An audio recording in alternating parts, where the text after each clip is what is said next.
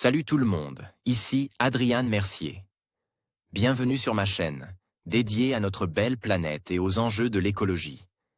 Si vous voulez en apprendre plus sur comment protéger notre environnement et adopter des gestes éco-responsables, pensez à vous abonner pour rester informé. Prêts à explorer ensemble? C'est parti. Bonjour à tous. Aujourd'hui, je vais aborder un sujet qui nous touche tous de près, les incendies de forêt au Canada et leur impact sur le monde entier. Alors que des milliers d'hectares brûlent, la fumée se propage bien au-delà de nos frontières, affectant la qualité de l'air et la santé de millions de personnes. Dans cette vidéo, je vais vous expliquer les causes de ces incendies, les conséquences sur notre environnement et comment nous pouvons tous agir face à cette crise.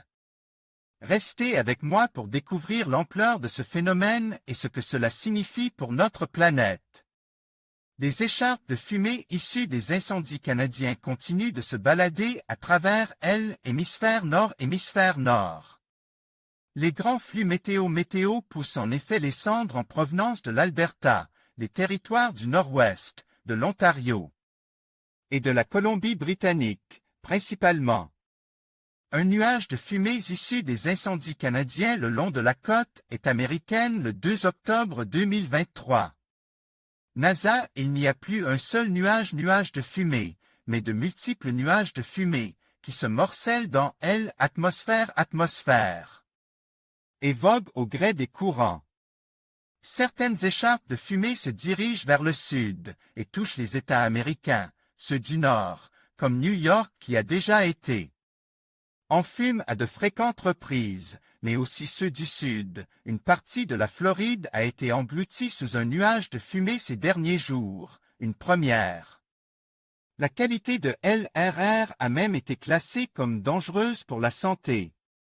D'autres nuages de fumée se dirigent vers l'Est, traversent l'Atlantique et survolent l'Europe. Les Alpes françaises et suisses ont été enfumées dimanche dernier, de manière très visible, en passant par les îles britanniques. Le nuage a ensuite continué son chemin vers les pays de l'Est de l'Europe. Images frappantes des nuages de cendres des incendies du Québec qui ont envahi l'Europe. Article de Karine Durand, écrit le 28 juin 2023. Le nuage de cendres issu des mégafeux du Québec commence à atteindre la France entre dimanche soir et lundi après avoir parcouru 5000 km à travers l'océan Atlantique. Dès son arrivée à l'ouest de la France, le ciel a pris un aspect laiteux, grisâtre ou légèrement orange. Mais c'est au Portugal et en Espagne que les concentrations de cendres ont été les plus fortes. Dans le sud de l'Europe et le pourtour méditerranéen en France, le soleil a même viré au rouge, un phénomène courant en cas de fumée.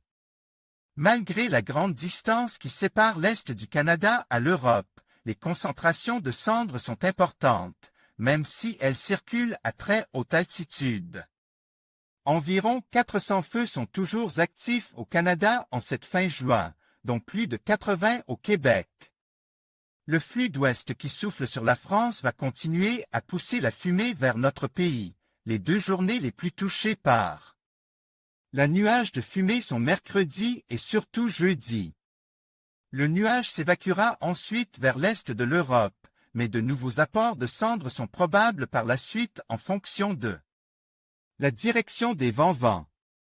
Le nuage de fumée des incendies du Québec arrive en France cette semaine. Article de Karine Durand, écrit le 26 juin 2023. L'immense nuage de fumée des feux du Canada est en train d'arriver sur la France. Après avoir traversé l'océan Atlantique. Alors que la ville de Montréal avait la pire qualité de l'air du monde ce dimanche, niveau 10e en pollution, les cendres des incendies. On commence à toucher l'ouest de l'Europe dans la nuit de dimanche à lundi. Poussé par un flux d'ouest, le nuage de cendres va traverser notre pays tout au long de la semaine, comme l'animation des aérosols le montre. Environ 80 feux sont toujours actifs au Québec, et les plus fortes concentrations de cendres toucheront la France entre mardi et jeudi. avant de continuer leur voyage vers l'Allemagne et l'Est de l'Europe en fin de semaine. Des concentrations faibles à modérées de monoxyde de carbone seront présentes dans notre atmosphère toute la semaine. En limite du seuil critique jeudi, selon les données de l'organisme Copernicus. Suivez Futura sur WhatsApp et Google Actualité pour ne rien rater de l'actualité science en dents, tech. En conclusion, les incendies au Canada ne sont pas seulement un problème local, mais une crise mondiale qui affecte la qualité de l'air et la santé de millions de personnes à travers le monde. Alors que nous faisons face à des défis environnementaux croissants, il est crucial d'agir collectivement pour lutter contre le changement climatique et protéger notre planète. La solidarité internationale et des mesures concrètes sont essentielles pour prévenir de telles catastrophes à l'avenir. Ensemble, nous pouvons espérer un avenir où la fumée ne sera plus qu'un souvenir.